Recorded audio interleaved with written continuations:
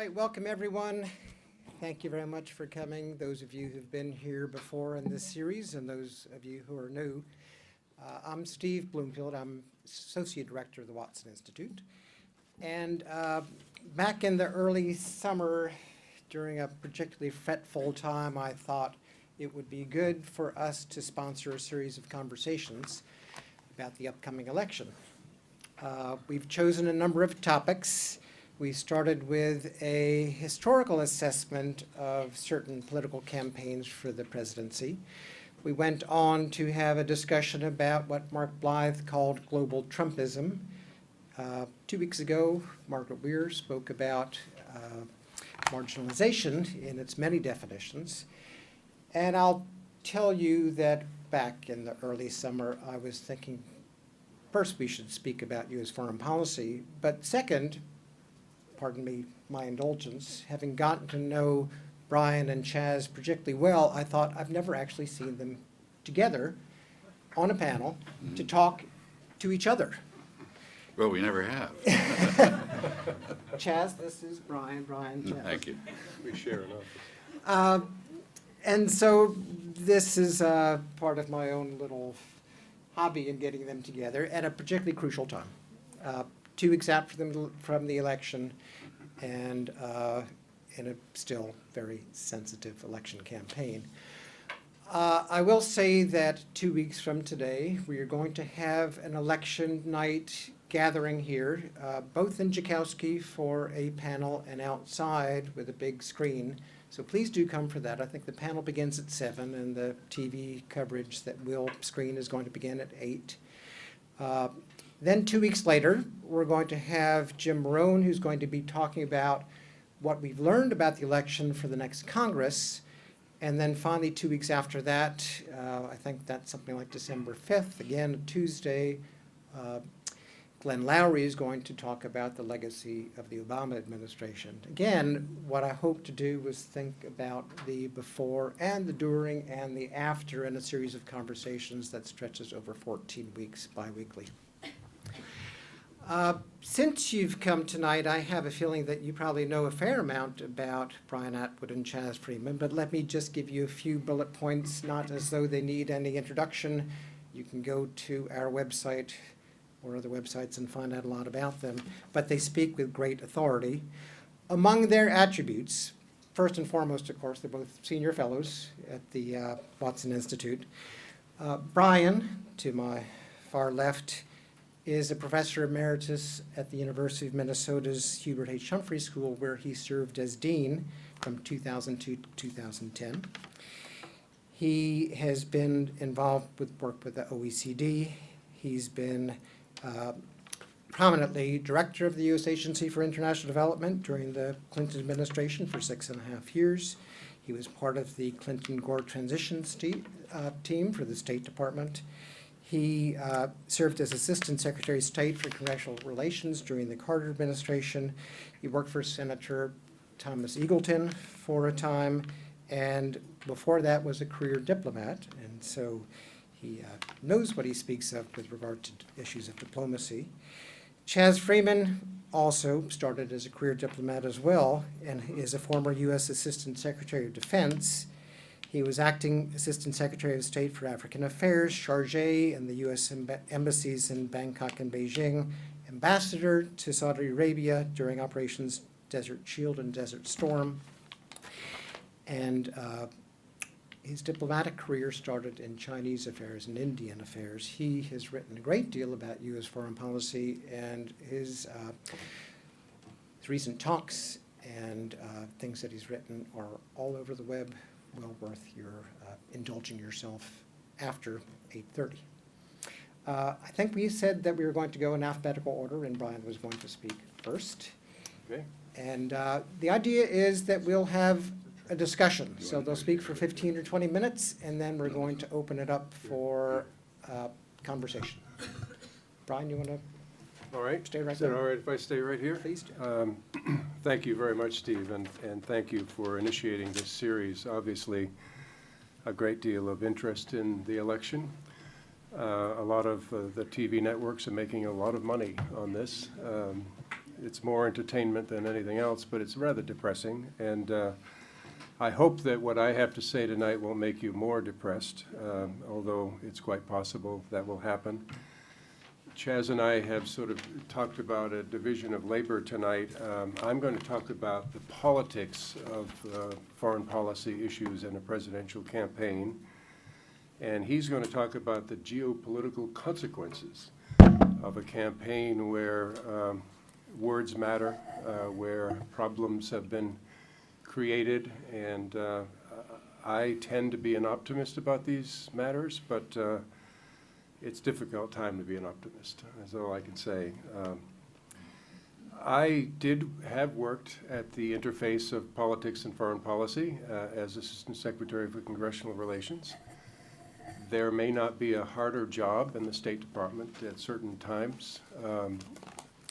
Dean Acheson had it, went on to be Secretary of State, and in the modern era, that wasn't going to be possible for me, so I became the head of USAID. I guess that's one of the consequences. But I've also worked on Capitol Hill, as was mentioned by Steve, for a senator that was very active on foreign policy issues, and I was an advisor. So this very uncomfortable position of domestic politics and foreign policy, where you weigh these things from both the political angle and from the point of view of the interests of the United States, and that is a subjective judgment that you make all the time. I've also, as Steve mentioned, in the last decade been in academia, and I have felt sorry for political scientists trying to interpret what's going on from afar. They desire, as they look at people's statements and their policy positions, to draw conclusions from them. And that's extremely hard to do, especially in the midst of a political campaign where people are basically positioning themselves to parry the other candidates' mistakes or their positions, and to create a perception of strength. That is what it's really all about in a presidential campaign. It's less about the policy positions you take, even though if you were to dial up Hillary.com, you would see extensive policy positions. I suppose I'd say the same thing about Donald Trump, but I haven't dialed him up, so I'm not sure whether he has even read those position statements. But so the issue is, everything seems in Washington to be securitized. Even the agency, Margaret Carpenter, sitting over there, worked with me at USAID. You had to make a case that what's your contribution on the development side was not just humanitarian, but it also helped prevent crises. You had to make a case that, in fact, you were contributing to the security of the United States, to the well-being of the American people. You had to explain why you were spending taxpayers' money overseas. And so the security issue is, I'd say unfortunately, because most voters are not as sophisticated as the people in this room, unfortunately, fear of terrorism today is the #1 concern of American people, the American people. So it becomes a question of trying to convince people that you will be a steadier hand on the helm, that you will, that you are aware of how to use the various powers, soft and hard powers of the United States in a way that will keep us protected and enable us to make our way in the world. The other thing I would say about foreign policy issues in campaigns is that they're rarely cutting-edge issues. They're rarely salient if you look at the specifics of the issue. Even when we're at war, even when we had the Vietnam War, the country was deeply divided over the Vietnam War. But in the end, the candidate that was opposed to the Vietnam War lost the election to a person who said he had a secret plan to end the war. And we saw what that resulted in. It resulted in 5 or 6 more years of war in the case of the Nixon administration. So You know, it is the most important perception that one can get out of a campaign is showing that you're not weak, that you can handle the problems. I would remind you of some of the history. When John F. Kennedy ran, he ran against the vice president to General Eisenhower, President Eisenhower. And so what did Kennedy do? He said there was a missile gap, and he ran on the basis of that as his foreign policy position. It didn't matter that there wasn't a missile gap because he was elected. And ironically, then he gives a great test ban treaty speech at American University and starts us down the road toward reducing nuclear weapons. McGovern was seen as weak, and when he ran against Nixon, Nixon said he had a plan, but he never did overcome the perception of being weak. Jimmy Carter, of course, came in as a result of Watergate more than anything else, and then the hostage crisis created the problem for him. He was seen as weak and unable to control the inflation rate as well. And of course, then you had Bush won against Dukakis, and Willie Horton made Dukakis look weak. Kerry could have seemed strong because of his service in Vietnam, but then he was swift-boated. You all remember that. And so they attacked him in an area of his potential strength, and in the end, he lost that election as well. So there is, of course, more to it than simply appearing strong. You have to have a general knowledge of foreign policy, just an awareness of the current issues of the day. You don't need to know the names of all of the capital cities of Africa or Asia, but you need to know something about the current issues. You at least have to know as much as appears in the New York Times to succeed. At least that was the case in normal campaigns. I'm not sure that applies to this campaign, which is far from normal. Just in this campaign, Gary Johnson, the Libertarian candidate, of course, made the mistake of not understanding what Aleppo was. And he thought it was an acronym, I guess, but Aleppo is one of the greatest humanitarian disasters that are occurring right now, and it's in the news every day, yet he didn't know. The big mistake that Gerald Ford made was being asked a question as to whether the Soviet Union dominated Central and Eastern Europe, and he said, no, they don't dominate. At a time when, of course, the Warsaw Pact existed in the Cold War, and obviously was very heavy. It was a gaffe, and you can't afford to make gaffes, at least you couldn't. This particular campaign is different because there's a gaffe just about every other day. So you also have to, it seems to me, if you're going to gain the confidence of the American people, you also have to have some understanding of what Chaz has written about, which is what's of vital interest. What is an existential interest of the United States during the Cold War, and even to some extent today, the prospect of a nuclear war is a vital interest. And you distinguish that from a strategic interest where you have an opportunity to move in a particular direction to shore up your relationships with your allies and try to deal with some of the problems that the world faces. So it's important that people do have some degree of understanding about how one operates in a complex world. So mainly, and I refer back to the campaign that I was most familiar with, the first Clinton campaign, where you had an administration, in the case of George H.W. Bush, that was very rational, very reasonable when it came to foreign policy. Not every policy, but certainly it was not something that you could attack George Bush on, George Bush 1 on. And so you tack a bit to the left or you tack a little bit to the right. In the case of Haiti, for example, which became a huge issue during the transition, the blockade to stop refugees from coming to our shores, and they were taking refugees to Guantanamo at the time. That was heavily criticized by the candidate Clinton. And he implied, at least in his statements on Haiti and Florida in particular, where there are some Haitian votes and other votes, that he would be tougher on the military regime in Haiti. And so the first thing that happened in the transition period when I led the State Department transition was that he sent Congressman Steve Solars out to come back with recommendations on what he would do with Haiti. And he and I went to Little Rock, and Steve recommended taking a very hard line on Haiti, in fact, sending General Schwarzkopf down, someone you know very well, Chaz, to warn the military regime that we're going to invade if they don't leave quickly.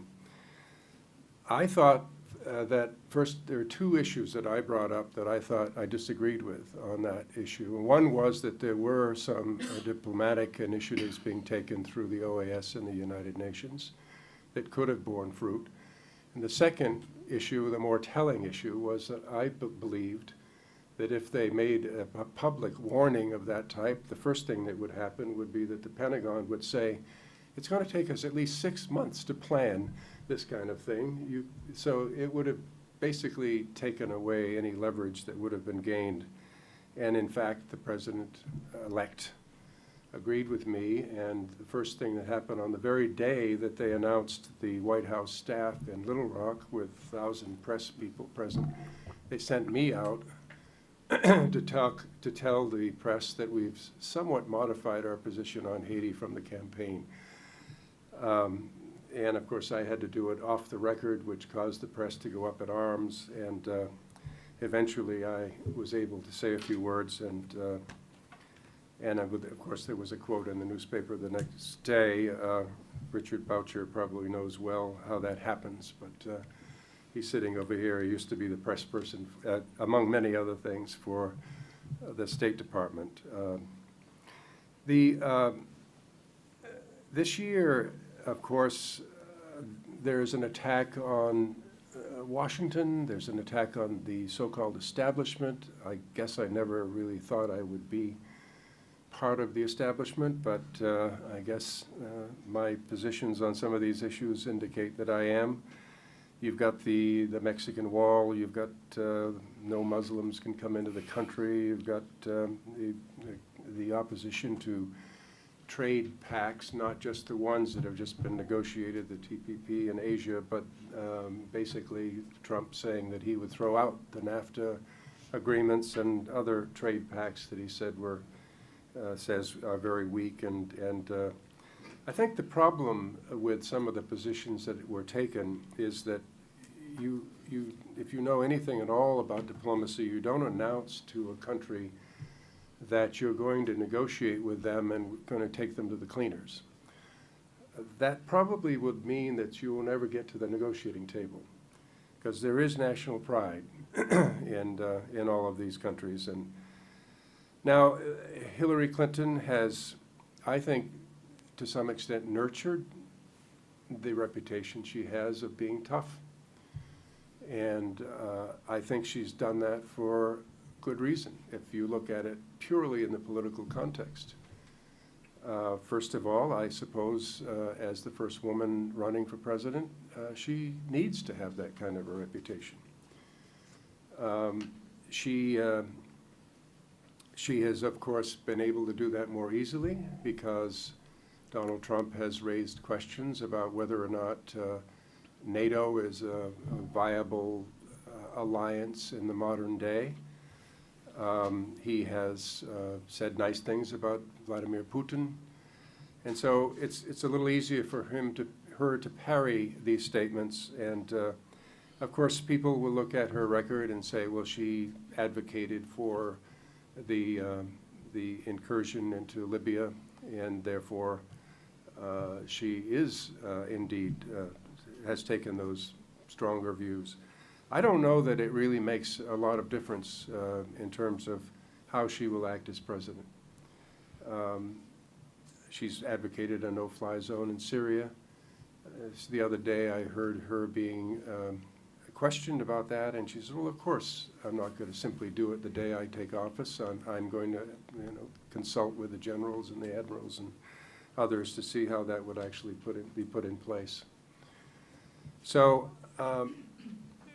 I think that these positions that she's taken have enhanced her reputation. I think she is reaching out, actually, to confess. I'm not sure it's proper for me to say. I'm one of her advisors on foreign assistance. Not that she needs any advice, nor that any of those issues are actually coming up in the campaign, unfortunately. But she sent me to Washington to have a listening session with Republicans who are disaffected and want possibly to vote for her. And I did that, and I think that she is looking for a mandate. And, you can sit in ivory tower and suggest that maybe she should take this position or that, or she should be more liberal on foreign policy issues. But the fact of the matter is, if she can get Republican votes and independent votes and win in a landslide, she will have more of a mandate, and I think she's going to absolutely need that to be an effective president. So I'm not going to continue I don't want anybody to go out of here being overly cynical about foreign policy issues. Are used in a campaign for president mainly to create perceptions about what you would do without being terribly specific about how you would go about it. I want to end by simply saying that this is probably the most complexity that we've seen in world affairs for years, and this is a segue to what Chaz is going to say, I'm guessing. I always like to say that it isn't surprising that it is as complex as it is. In my lifetime alone, and at the beginning of the United Nations, there were only 2.2 billion people in the world. Today, there are about 7.5 billion. That increases the number of refugees. It increases the number of terrorists. It increases. It's just by proportion. We're adding 135 million people a year, and the average age in the world is 29 and a half now. So it's a young world, and most of those people are living in the developing world. I believe very strongly that in the concept that was enunciated initially by George W. Bush, the 3 Ds are part of our overall security concept. The defense, diplomacy, and development. And I think that development is taking on an even more important role when you consider this youth bulge, when you consider the poverty that is contributing to some of the problems in the world.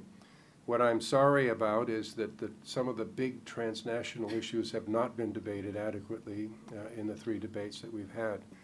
Certainly climate change has been mentioned once, possibly.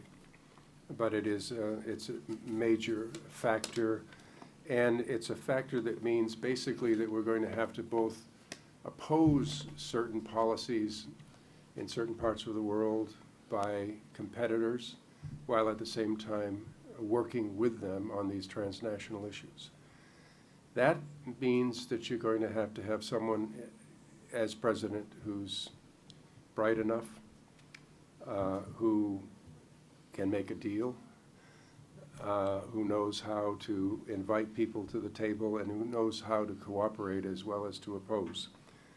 So that's your decision, not mine. I've already made my decision. I'll end there, Steve. Thanks very much, Ron. Pleasure to be here, and thank you, Steve, and thank you, Brian. I spent most of my 30 years in the Foreign Service abroad. So during most elections, I was overseas, and one constant statement that one heard was that you Americans are deciding our future because you run the world, and we don't have a vote. And frankly, we're not very impressed with the way you make decisions. That's been the leitmotif for a long, long time. I was just in London last week, Brian was too, but not at a different event. I was at the Oil and Money Conference, and oil and money have a way of attracting people, so there were Arabs and Europeans and Russians and Americans and Brazilians and Chinese and all sorts of people, many of whom I knew. And one of the main topics was the U.S. election, and there were many people who were too kind to ask me about it, but some did, and I have to say it was pretty embarrassing to have to explain what was going on. In a sense, of course, every region is different and every relationship is different, and so people look at the United States, their expectations are different, their fears are different. But I think there was an op-ed in the Huanqiu Shibao, the Global Times in Beijing the other day, that nicely captured a broad view. Just one sentence. The fact that this election is going to put someone who is either dishonest or reckless in the White House has proved that the political system the Americans are taking pride in and trying to transplant to the rest of the world has run into significant problems. Part of the problem, of course, in talking about foreign views of the election is that there's been very little substance in this election. Our press, whether the mainstream or the, whatever the rivulet press is called, the online press, doesn't cover the question of what the candidates might do if they're elected. All they cover is how they play the game. It's like it doesn't matter. This means that it's very hard to dope out positions, especially with Mr. Trump. There's a whole industry that's grown up trying to figure out, to extrapolate positions on foreign policy issues from various blurts that Mr. Trump has made. Now, I think there are big differences between most people abroad and many Americans as they look at this election. Foreigners are not surprised that a New York real estate developer is uncouth. Lots of foreigners are sexually abusive. A woman walks through the streets of Rome and she will find out what groping is all about. So they're not that concerned about that. And they expect politicians to be narcissistic, and he is. So these really aren't their concerns, but they are concerned that he's amazingly ignorant, that he appears to have no loyalty to anyone, that he approaches everything in transactional terms without regard to the relationship context within which the transaction's happening, that he apparently has no regard for existing commitments, but would start at zero. You know, whatever went on before, whatever the presidents of the United States committed to the United States to is irrelevant. I'm Donald Trump. I can do what I want. And that he would therefore disrupt current international relationships. And nobody likes unpredictability, especially when it deals with national security issues. And nobody wants to stake their future on a completely undependable, erratic foreign leader of the sort that Mr. Trump appears to be. And there's a further problem. There are governments out there, Japan, for example, which have quite an elaborate system for probing the positions and getting to know and getting access to American politicians. Mr. Trump doesn't really have any spokespeople. He doesn't have any policy wonks other than about 5 around him, and they're pretty impenetrable. And then there are concerns, obviously, that among the world's 1.6 or more billion Muslims, that he would aggravate relations between America and the Muslim world, and he would be a great symbol for the caliphate's recruiters to use. There's concern that he's on Sheldon Adelson's payroll and is no less subservient to Israel than Mrs. Clinton is. Not much hope in that direction, although I gather Mr. Adelson is now somewhat disillusioned and putting his money into local races rather than Mr. Trump's.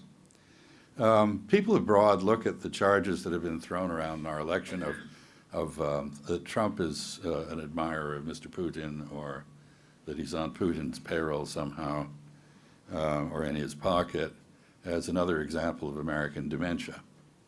Everybody thinks the United States ought to be talking to Mr. Putin and Russia. The only people who don't live here. And now I think there's an issue with that, because I remember a remark by President Nixon who said that it's not always better to talk than not to talk. It depends on whether you know what you're going to say. There's no evidence Mr. Trump does know what he would say. There are those out there who hope that Mr. Trump would demilitarize U.S. foreign policy. But at the same time, they're concerned this would put a bigger burden on them to provide for their own defense, which is the one coherent notion that he has stated. A lot of people fear that his protectionism, not just rejection of trade agreements, but outright protectionism, would throw the world into a depression. And I think, frankly, both allies and adversaries see Mr. Trump as discrediting American pretensions to wisdom, rectitude, leadership, or any commitment to human rights. I met some people who say they hope Mr. Trump is elected because they think he'll be very bad for America, and that would be good for them. In short, Mr. Trump is very controversial abroad, and for the most part, as is the case here, unwelcome in polite company. Mrs. Clinton, on the other hand, is widely known, but also very widely disliked. The people are not concerned so much about her veracity as people in the electorate here are, apparently, but she's seen as having been a rather undistinguished and largely unsuccessful Secretary of State who is destructively interventionist. People remember Iraq, Libya, Syria, and the ongoing attempt to pacify Afghanistan for reasons which have never really been clarified. The comment that she made on Mr. Gaddafi after he was brutally sodomized with a butcher knife and died, we came, we saw, he died, is widely viewed abroad as horrifying, inhuman, and arrogant. Now, Mr. Putin blames Mrs. Clinton and the people around her for Ukraine, and he hates her. So I think there's been a misstatement in American politics. It isn't that he likes Trump, he just dislikes Mrs. Clinton very thoroughly. The Chinese loathe Clinton, remembering her strident, insulting performance at the International Women's Conference in Beijing in 1995, and her role in escalating what they see as a policy of containment in Hanoi in 2010, when she thrust the United States into the middle of the South China Sea issues. Some Arabs see Mrs. Clinton as committed to the ongoing enablement of Israeli settlements on a consistent basis over her career, ethnic cleansing, and periodic Israeli cross-border bombing raids. Others hope she'd double down on the effort to engineer regime change in Syria. The Saudis hope she'll be elected for that reason. Still others blame her for her role in appeasing Iran by doing a nuclear deal with Iran, which I think was a good idea, but that's neither here nor there.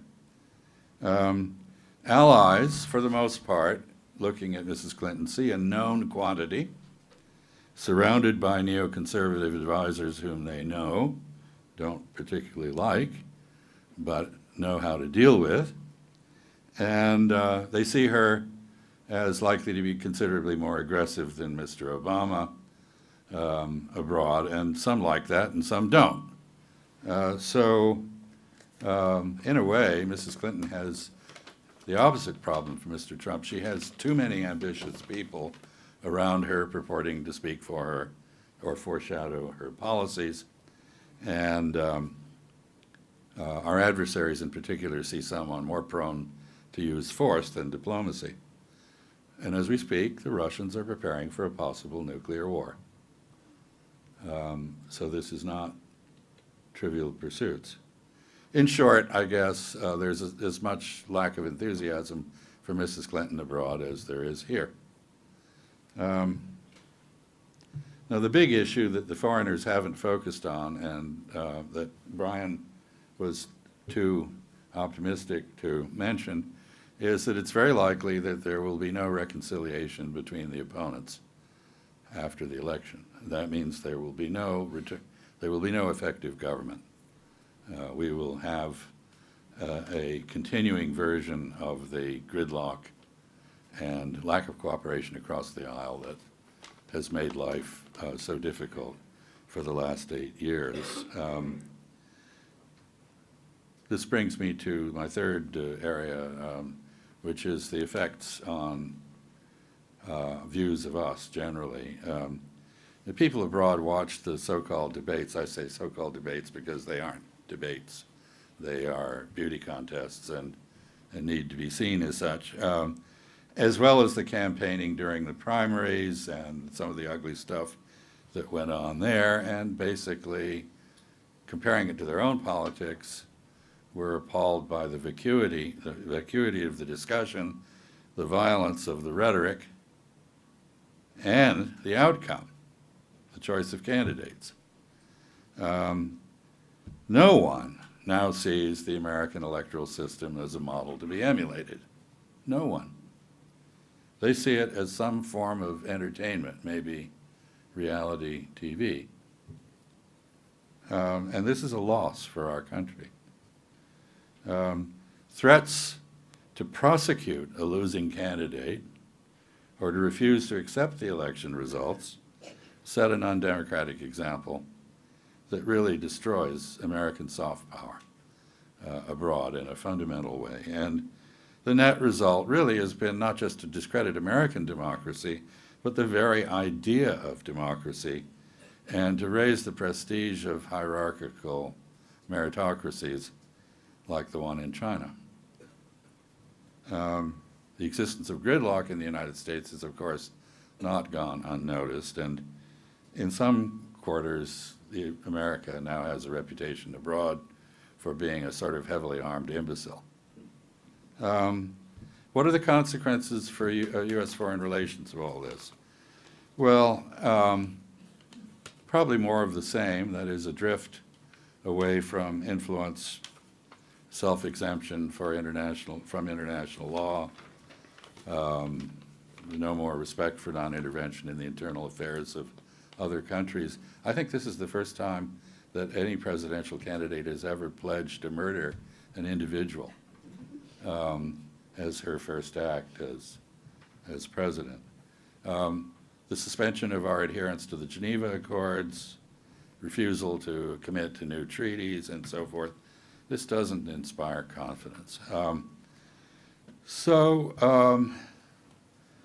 The sad thing is that unmentioned in this campaign, for the most part, are quite a number of issues that are going to be on the president's desk on January 20th. And those issues are going to have to be dealt with right off the bat. And let me just end with kind of a short list, not complete by any means, of those issues. Whether to implement or scuttle the Paris Agreement on climate, the Trans-Pacific Partnership, TPP, the Joint Comprehensive Plan of Action with Iran, or abandon these accords to their congressional and other saboteurs. What to do about North Korea's emerging capability to strike U.S. cities with nuclear warheads? Whether to follow up or cancel our partial opening to Cuba? How to conduct our foreign policies in the face of a probable avalanche of foreign lawsuits reciprocating those just authorized by the Justice Against Sponsors of Terrorism Act, or JASTA, and seeking damages from the United States, the UK, Israel, and the officers of these governments for multiple alleged acts of state terrorism and the deaths of millions.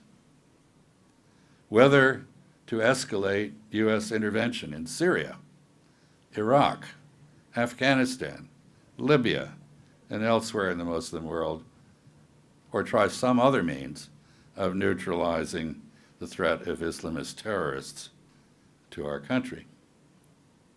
What to do about Ukraine, its relationship to the rest of Europe and to Russia, the role of Russia in the European state system, and the rising danger of a nuclear war with Russia.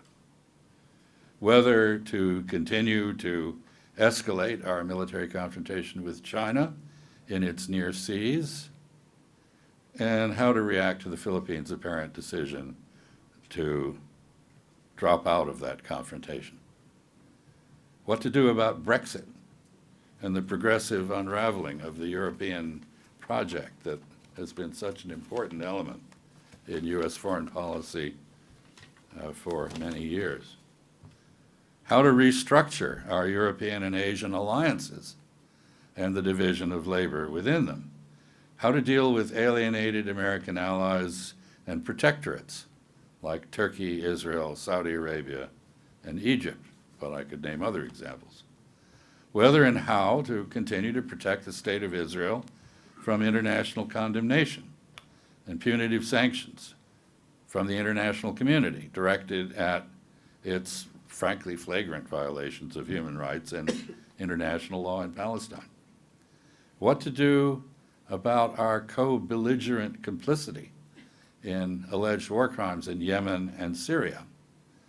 And, of course, whatever the crisis du jour turns out to be, plus all of the issues that Brian mentioned at the end that the incumbent administration and its predecessors have sought to finesse rather than address, like climate change and arms control. There's quite a list of such issues. So I think the new administration, whoever it is, will have its hands full, but frankly, no one abroad will have any initial confidence in it. No one. No one knows what the United States will do over the next 4 or 8 years. And no one is really looking forward to finding out. So let me end on that cheery note. Thank you. To open it up to all of you to have a conversation about any of these issues or something that you came into the room with. Sir. I was just curious on what Barack Obama's legacy would be in terms of foreign policy. Well, maybe I'll start briefly. I think he's learned a great deal on the job, and he's now fit to be president. I think we will miss his calm demeanor and eloquence and his caution. I would add that I think the Iran nuclear deal, at least so far, is working out, and that's a very big accomplishment. I think his opening to Cuba is a very positive thing that other presidents have not had, frankly, the guts to do. And I think, generally speaking, he's gained a great deal of. We'll see. I think he's going to push for the trade agreement with Asia. And I think he's got a very strong case to make. It's very difficult when both candidates for president oppose it. But he only needs a majority in both houses, and many Republicans are much more pro-trade than Democrats. So there's a possibility there. And I think the implications of not supporting it are going to be very serious in Asia. You'll get more of what the Philippines president, who's rather Trumpian in his approach to international affairs, has done, which is to basically say he is going to abandon. I've been in the Philippines many, many times and sat next to President Ramos on the 50th anniversary of the independence of of the Philippines, and I can tell you that most Filipinos do not feel that America was a colonial power. So I'm not sure that his views of the world are going to be long-lived, but we'll see. Anyway, I think there's a lot to be proud of, and I think he has been a steady, stable president and someone who has been very skeptical about using military force. There are a lot of people that are criticizing him because of Syria. Just read an interesting piece. Chaz sends very interesting articles around by Steve Walt, who's one of the ultimate realists, who claims basically that there's nothing to be gained by getting involved in Syria, and that it really shouldn't translate into showing America as weak, because we haven't done as much as perhaps some wish that we could do. Obviously, the humanitarian crisis is serious, and we should do all in our power to help. But anyway, I think it's been a good presidency. Steve Walt will be speaking here, I believe, on Thursday afternoon, and he's very worth listening to. I just add, if I may, quickly, that both Iran and Cuba, what the president did, was in the nature of a partial fix of policies that had long since proven to be failures, but not a reversal of those policies. What we have with Iran is a nuclear deal which is less favorable than the one we could have had a decade previously had we accepted what the Iranians had on the table. It's not true that sanctions forced Iran to talk. They were always willing to talk. We were the ones who were not. And with Cuba, we have had a partial opening also. I mean, our relations with Iran, other than the nuclear area, are pretty bad, and the same is frankly true with Cuba. Although the Cuban opening was enormously popular in Latin America, and it did gain us, I think, quite a bit of ground back from what we had lost earlier. But neither of these were major initiatives. They were in the nature of correctives to long-standing policies that were a mistake. Just as a follow-up, I was just curious about what other countries thought of Obama, because you mentioned what they thought of Clinton, what they thought of Trump. Well, in the Middle East, the Saudis and others loathe him because they had hoped that he would back them in their more aggressive policies of trying to overthrow Bashar al-Assad in Syria, give more enthusiastic backing in Yemen, not criticize them in Bahrain, and so forth. Israel obviously loathes him as well. The Egyptians don't like him. The Turks are barely on speaking terms with him. So that is not a region where he has made friends. I think in Southeast Asia he's very highly regarded, in part because of his childhood in Indonesia and the sense that he understands the region. Views of him in China are ambivalent. The Russians despise him because they believe he went back on several openings with Mr. Putin, and Mr. Putin is enormously popular in Russia. So Europeans are every which way. Some wish he'd been tougher on the Russians in Ukraine. Others feel that he was too tough.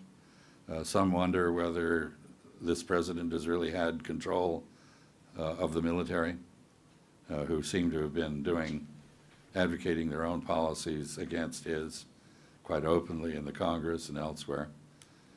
So I think it's very much a mixed picture. It certainly is way down from where he started, which was to get a Nobel Prize just for being basically the first African-American president and a man with a very gifted tongue. So I think, I suspect, and as I said, in retrospect, he will be rated higher than he is at the moment. You mentioned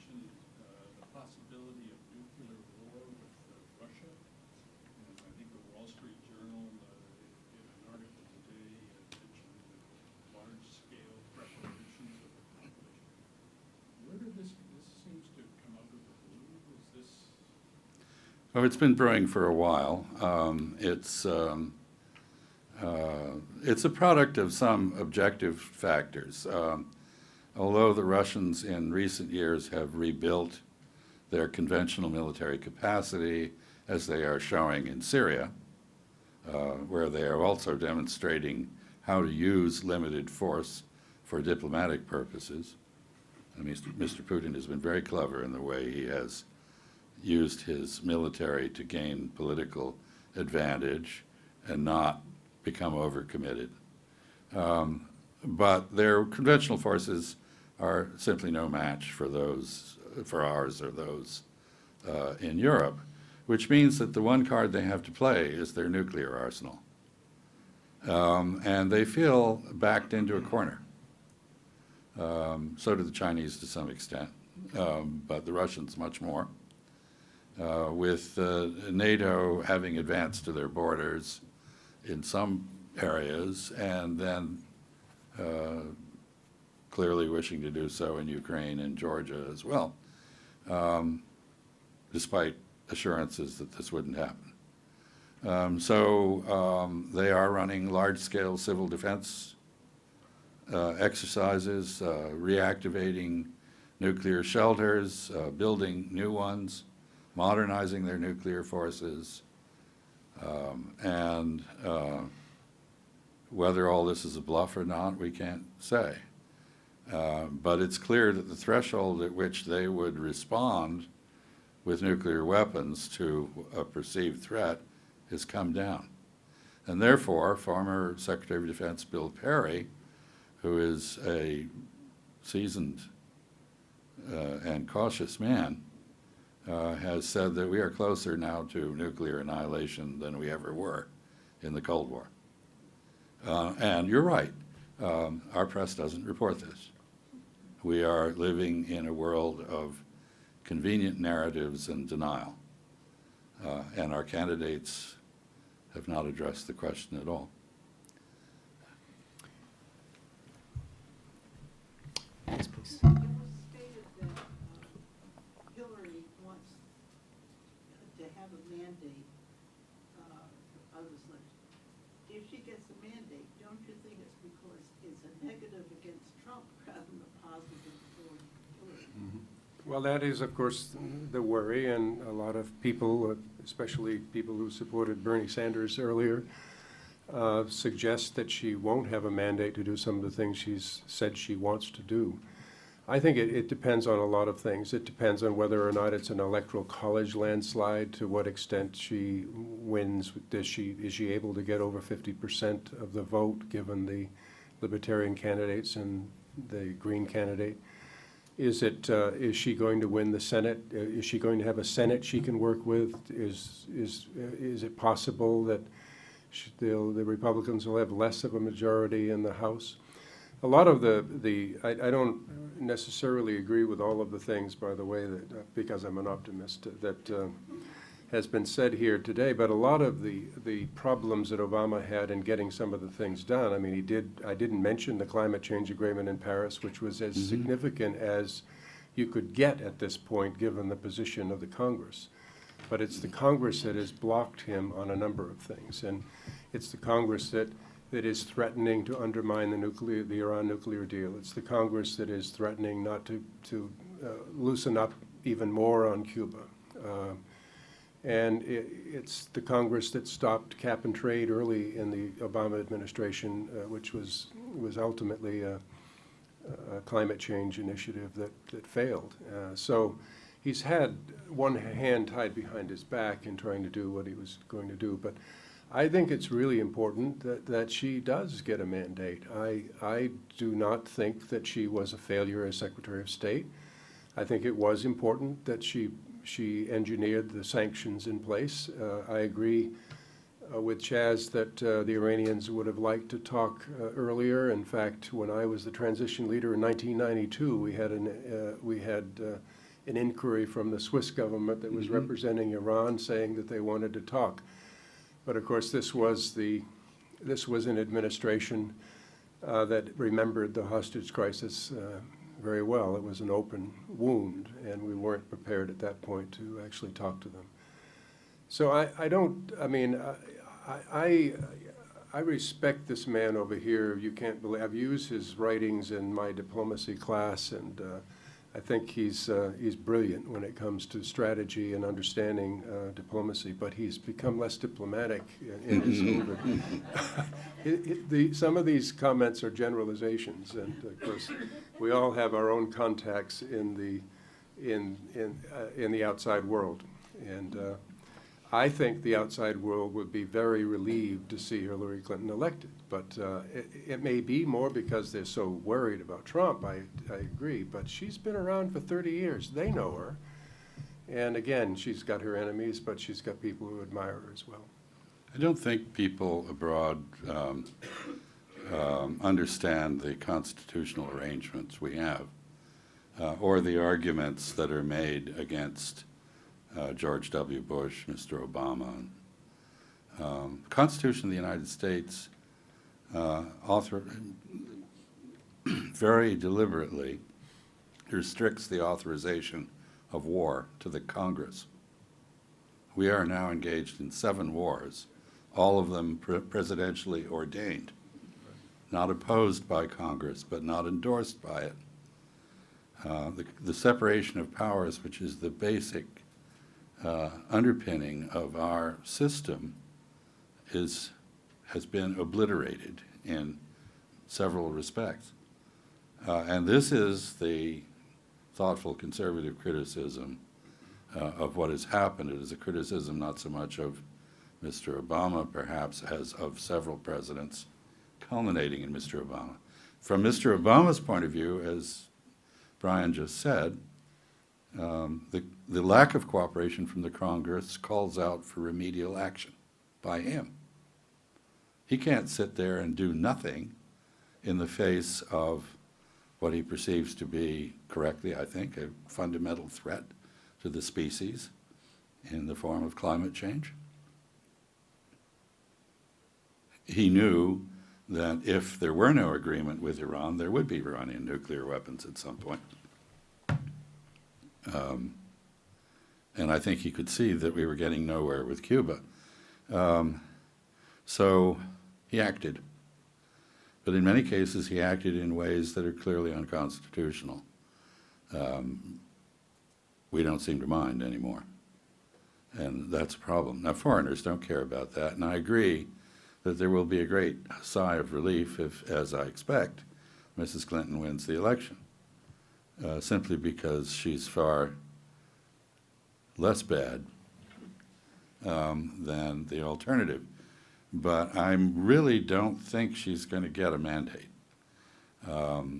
because you have a presidential candidate who's already said he may or may not accept the result, and whose followers seem to endorse that opinion. So this is Mitch McConnell on steroids. Mitch McConnell said early on in the Obama administration that the principal objective of the Republican Party should be to ensure that Obama couldn't govern and would be driven from office. I think he did a pretty good job at that. Mandate, I really wish there would be a mandate, but I don't see it coming in this election. Just say one word additionally about war powers and the so-called red line issue that Obama, was criticized for saying chemical weapons in Syria is a red line. He then asked Congress for authority. Mm-hmm. Now, you could argue that he shouldn't have asked Congress because Congress wasn't prepared on either side, either the left or the right, to take action on that. But that's their constitutional responsibility, and Exactly. they just didn't take action. Fortunately, him, by saying it was a red line and implying that he was going to take unilateral action, forced the Russians to pressure Assad on the chemical weapons. So the one issue that many say is a caricature of Obama, that he collapsed after having established a red line, in fact, was more complicated than that. And I don't think any president should ever use the phrase red line. On the other hand, it did achieve a purpose. it offended people who expected the United States, like the Saudis, who expected the United States to do their military job of regime change for them by running a big bombing campaign. But to me, and to echo Brian, it reminds me of something that Lord Keynes said when he was accused of changing his mind. He said, you know, when I find that I was wrong and the facts don't fit what I thought they were, I change my mind. What do you do? Offer us some insight, if you would, into what's going on in Washington with regard to those 3 Ds, those places from which you have emerged: defense, diplomacy, development. We've talked about foreign opinions, we've talked about political opinions, but there's a large, proud, expert, relatively permanent bureaucracy. What's going on in Washington now with regard to people of conscience and experience who are wondering what's going on with this country's presidential politics? Well, I was just there. Margaret was there as well with me, and we saw a lot of people that had pretty much not assuming they'll be in the next administration, but a lot of, because they're too old, like me. But there are an awful lot of people that are jockeying for position. This is what happens every 4 years in Washington. But on the 3D question, I'm writing an article with a Republican by the name of Andrew Natsios, who was the head of USAID in the Bush administration, recommending that we elevate the 3rd D because it's become so much more important in terms of especially the developing world and fragile states, which are causing a lot of the problems. And it's not simply long-term development, which is important, but it's oversight of the UN agencies that do development, oversight of the World Bank. It seems to us, I should say, and this is a bipartisan position, which is very rare, that diplomats in the State Department, unlike Richard Boucher, who did a lot of work on development before he became a Foreign Service officer, their focus is diplomacy. And I've got some friends in the Foreign Service from my time there who did not want to take positions in the functional bureaus. And the functional bureaus of state are sort of on the edges of policy. It sometimes is not true when Tom Pickering becomes the head of OES, the Oceans, Environment and Science. All of a sudden, non-proliferation policy is operating out of OES because of Pickering. But for the most part, Foreign Service officers want to be in the regional bureaus, and that's where they can assure that they're going to be involved in one crisis or the other, which is how you get ahead in the State Department. And the Defense Department and the military are now operating under what they call the stabilization theories. They're doing a lot of development work in Afghanistan and other places. I think it's inappropriate. I don't think that you can achieve development results when the person you're dealing with from the United States has got a gun on his or her hip. I just don't think it's appropriate. And development professionals are a different breed. They may have some of the same attributes as Foreign Service officers, understanding other cultures and speaking other languages. So we think that at least the new head of USAID should be elevated to cabinet level so that that perspective is at the table when discussions are held. I know a lot of my friends in the State Department don't agree with that and would rather see it continue as it is, but that's a position that we're taking, and we'll see what happens as a result. There's a few things to say about this. First of all, on development assistance, there is an excellent spread in the Sunday Washington Post. I think it should be available online, which breaks down our foreign assistance programs, which are vastly smaller than most people imagine, and the development component of them is, frankly, a very small part of the overall effort, much of it devoted to security issues, subsidies, public health issues, and the like. I think that is a very important issue, but the gridlock in the Congress has prevented any serious reexamination of this for quite a while. The permanent bureaucracy to which you referred, Steve, is not what it used to be. The layer of political appointees has come down farther and farther within the bureaucracies, down to, in some cases, below the 6th floor of the State Department, down to the 4th floor and the like. And there's a consequence of this, because you ask what's going on. First thing that's going on is that the revolving door is revolving, and all of these campaign gerbils and other people who crowded into the government under earlier candidates are trying to get to K Street and join lobbying firms or go back to academia or whatever. So the government is losing a great deal of the institutional memory of the last few years. And the permanent bureaucracy is not there beneath it to the extent it was to preserve that.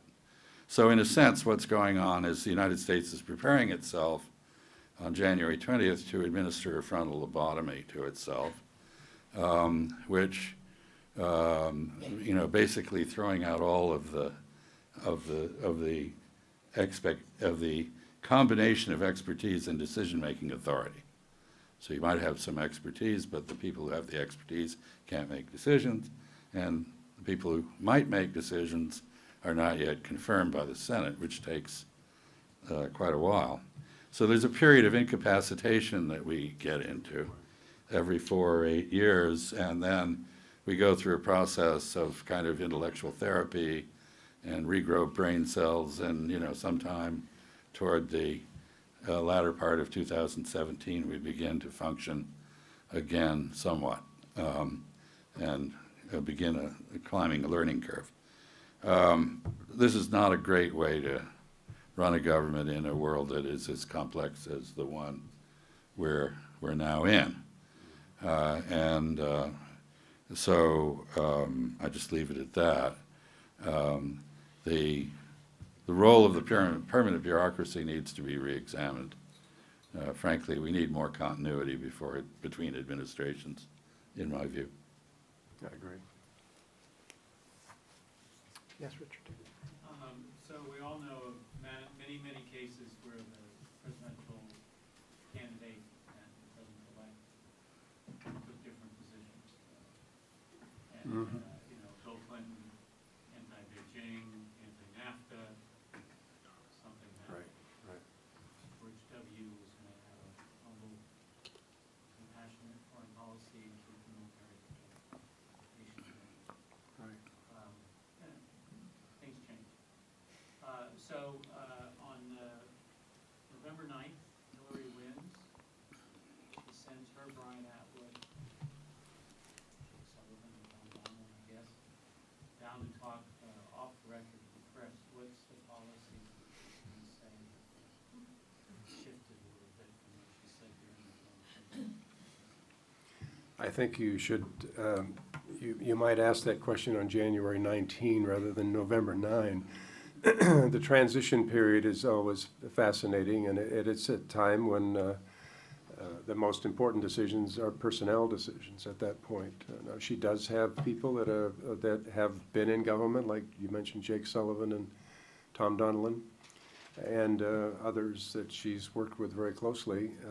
I don't expect on November 9 that she's going to announce policy changes. I think it was very difficult for Bill Clinton to change his position on Haiti, but the problem there was that you had people building boats ready to come across the ocean to attend the inauguration of Bill Clinton.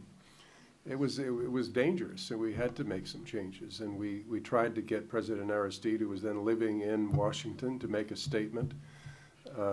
I went over to visit with him several times, and eventually the problem was that we asked someone who spoke his own language to go in to interview him, and in his own language he's kind of irresponsible, and when he speaks English he was better.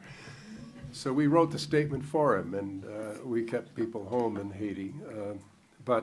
Anyway, it's it's not going to change overnight, and I think that there'll be transition papers that are written by State Department bureaus on their issues.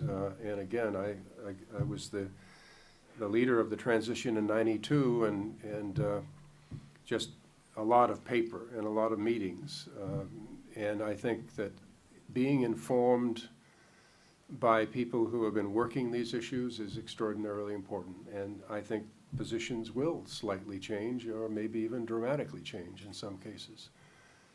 I am personally very disappointed in the positions that Hillary's taken on the trade agreements. I think when the debate happens, and that'll happen possibly during a lame duck Congress, that it's going to be a lot more difficult, that vote is going to be a lot more difficult than it would otherwise be during the campaign period, and she may have to be very quiet during that period. The other thing that happened during the transition when I was there was we went into Somalia. Yes. George H.W. Bush decided to have a humanitarian mission, and I'll never forget going up and talking to the Secretary of State at the time, Larry Eagleburger, and saying, "What's going on?" He said, "Don't worry, we'll be out by January 20." Well, I said, what happens after January 20? I mean, obviously the people that were stealing the provisions were going to come back into the mix at that point, and 6 months later you'd still have starving people. So what good did it do? It turned out, and I don't think it was intended for this reason, it turned out to be a poison pill for the next administration. So I think we're going to have to be, and I don't think, certainly, Obama wants to solve some of these problems. Even now, he's trying to get some of these problems taken care of. Some of the ones that you've mentioned will be worked on till the very end. But I can't answer the question as to what changes would be made in their campaign positions. I think personnel is policy, and the process of appointing people will begin on November 9th.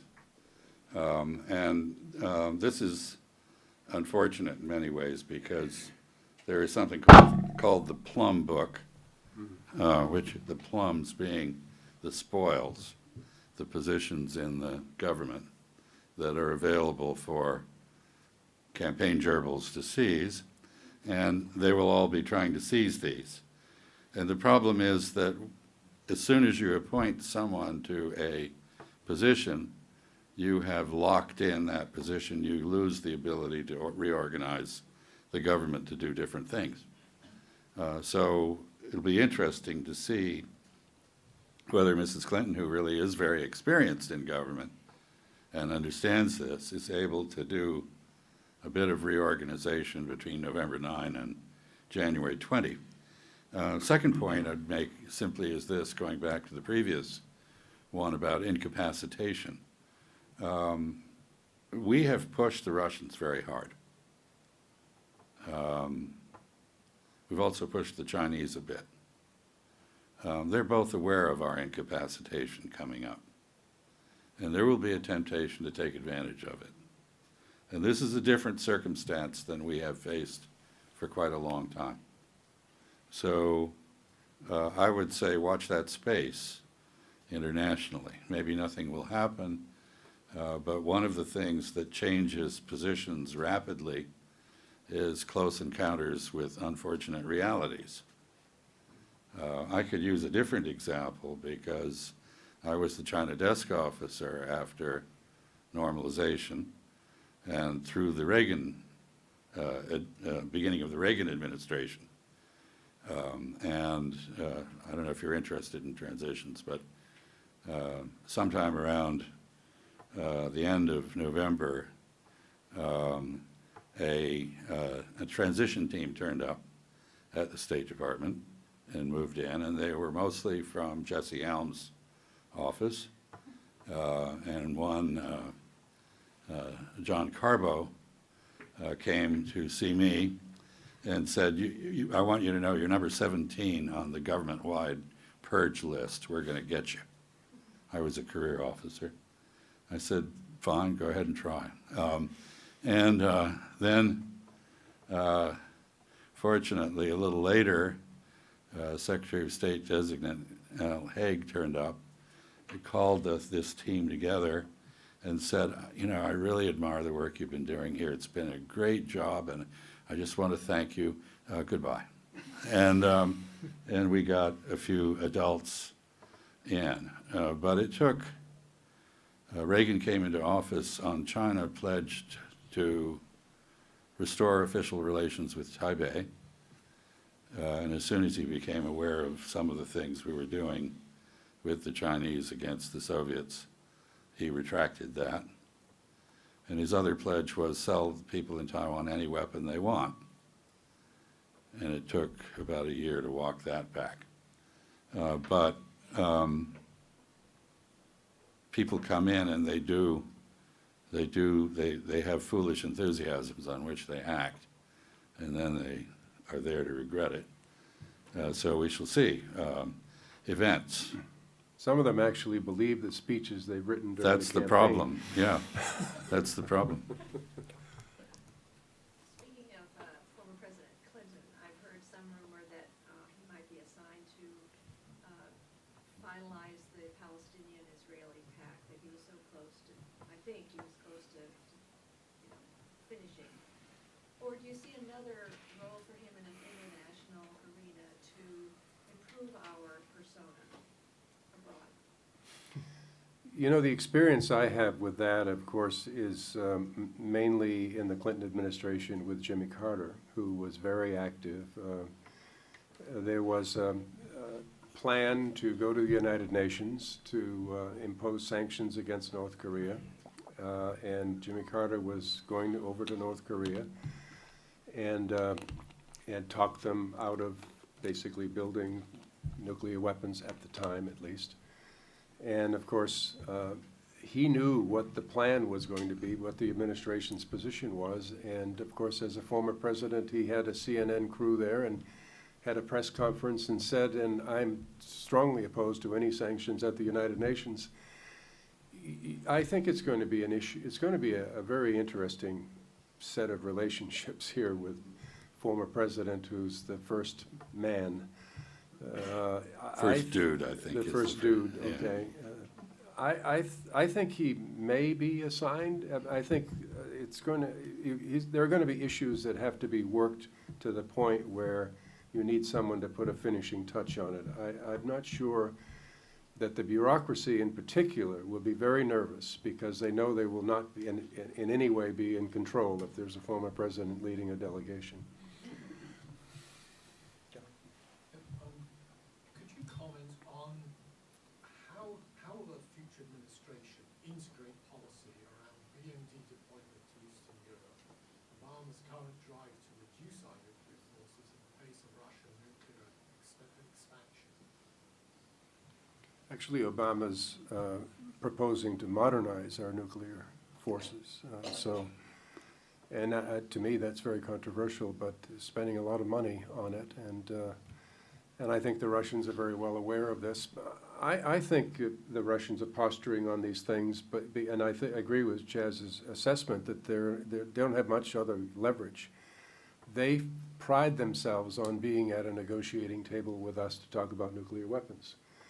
And that may be what they're angling for, but I think that Putin is a rational man, and he's Zhirinovsky, this crazy politician that I have met a few times, is the one that made the statement saying, if Hillary's elected, there'll be a war.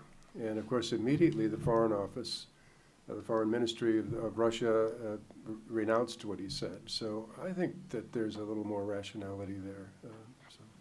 Yeah, I think the Russians are very rational. The demonization of Moscow in recent months has been an obstacle to effective policy formulation and understanding. Whether the administration will be able to shuck that off is uncertain. It's not easy. Again, to go back to an earlier example of rhetoric, President Clinton came in with a commitment to withhold normal trade status for China until they adopted American standards of human rights. which anybody who knew anything could have, and probably did tell him, was what we call a non-starter in Washington. And it took him about 2 years to realize that that wasn't going to work, at which point he rather gracefully pirouetted to a different stand. But 2 years was 2 years in which all sorts of opportunities were squandered. For example, the first meeting on the North Korean nuclear issue, which took place in the Situation Room in March of 1993, I was there. I suggested through then Secretary of Defense Les Aspin that we should probably talk to the Chinese. The National Security Advisor, Tony Lake, said, we can't talk to them, they're human rights violators. Well, I mean, that was an absurd position, and it couldn't hold, and it didn't. And indeed, in November of that year, I went to Beijing to restore relations with the PLA because we had to talk to the Chinese, and they were part of the policy apparatus in China, whatever they might have done on orders in Tiananmen in 1989. So people come in, as Brian said, and unfortunately, sometimes they've inhaled their own campaign propaganda and are a bit heady, high, and misplay their hand. Earlier you commented that you commented, others have commented that we've never been closer to nuclear war than now. Yes, And you just stated that the Russians are rational. right. I happen to believe that statement. How do you reconcile this? Well, there isn't really any way to reconcile human behavior under stress with rationality. A friend of mine, Bill Polk, who is, you probably know Bill Polk, do you know him? He's the great-grandson of President Polk, and he is a wise old man who lives in France. He was in the policy planning staff during the Cuban Missile Crisis under Kennedy. And he recounts the story of how the great guru of game theory, MIT professor, whom we all know and love, no longer with us, ran a game for the NSC staff, Defense Department, State Department, and so forth, in which